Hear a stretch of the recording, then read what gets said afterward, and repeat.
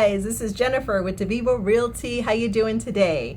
So today I'm talking to you about foreclosures. This is an area that gets a lot of people confused, and there's a lot of misinformation on the different types of foreclosures that are out there. So I'm going to try to make this short and sweet, but as I say, foreclosures can get complicated very quickly. But here we go. First type of foreclosure that you're going to encounter when you're looking online is the short sale. Everybody kind of knows this type of foreclosure. They may have a friend who's gone through it. You might have gone through it yourself. But basically, a short sale foreclosure is when the homeowner is still on the deed. The homeowner may still live in the home, or they might have moved out of the home, but they're still on the deed. So when you submit your offer, you submit the offer to the homeowner. The homeowner then submits that offer to their bank for what we call third-party approval. And the bank is really the one who holds all the cards. They're going to decide whether they're going to accept your offer or whether they're going to counter your offer. It's really up to them. What often happens in this process is the bank will send out another agent to do a broker's price opinion and understand how much the house is worth, what are the market conditions. And the thing to know about a short sale is it's not short. It takes at least 3 months in many cases. Sometimes I've seen them go 4, 5, 6 months, even a year, although the process has streamlined quite a bit since foreclosures have been around with us for some time. So that's kind of a summary of the short sale foreclosure. The second type of foreclosure that we see a lot, my personal favorite, is the bank-owned foreclosure, or the REO, real estate owned by the bank foreclosure.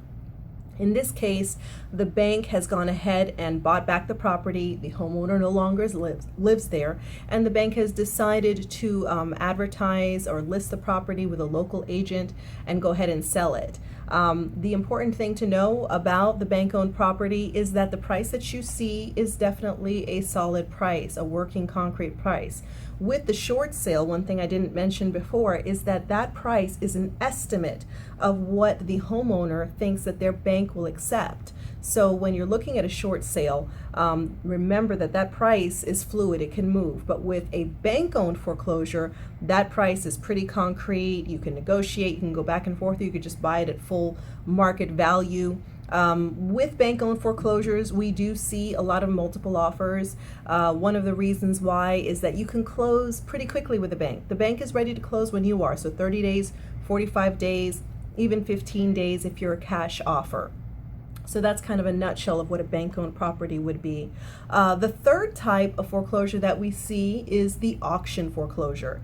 It's also another kind of bank-owned foreclosure. The bank has decided to hire an auctioneer company to go ahead and auction off their property. And what you might notice will be that the auction property has a very low price. And you're thinking, oh my gosh, I'm going to get this house. It's under market value. But what the reality is that that is a starting bid. So when you go to an auction, you put in your starting bid, and then another person bids, another person bids. A lot of times these are online bidding going on, kind of like eBay almost.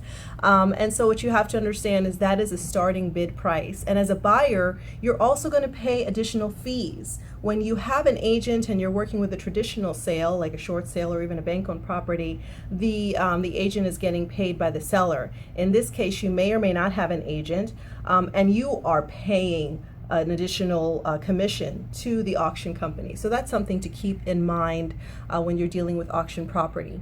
The fourth type of foreclosure would be what I call the unlisted foreclosure.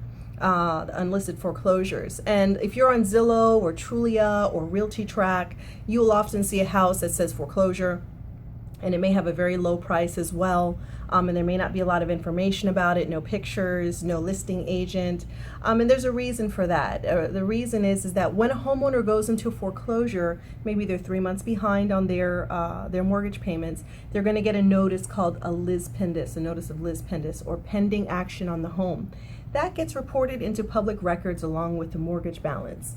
And some of these websites will pick up that information and release that information, but it looks like the home is for sale, when in all actuality, the homeowner is sitting at home thinking, I don't want to sell my house. I may be behind on my payments, but I'm going to get them up to date, or I'm going to do a loan modification. But they have not made that decision to advertise and sell their home. And so I'll get buyers saying, hey, Jennifer, I want to see this house. I want you to show it to me, and I really can't.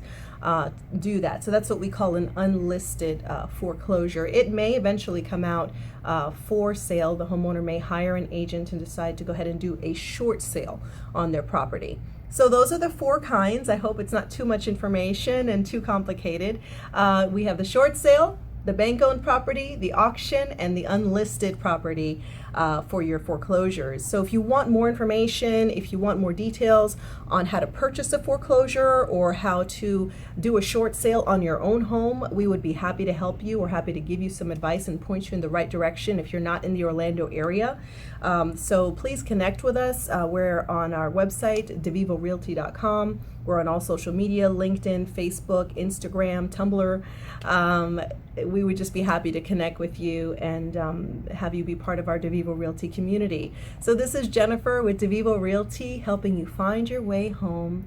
Have an awesome day.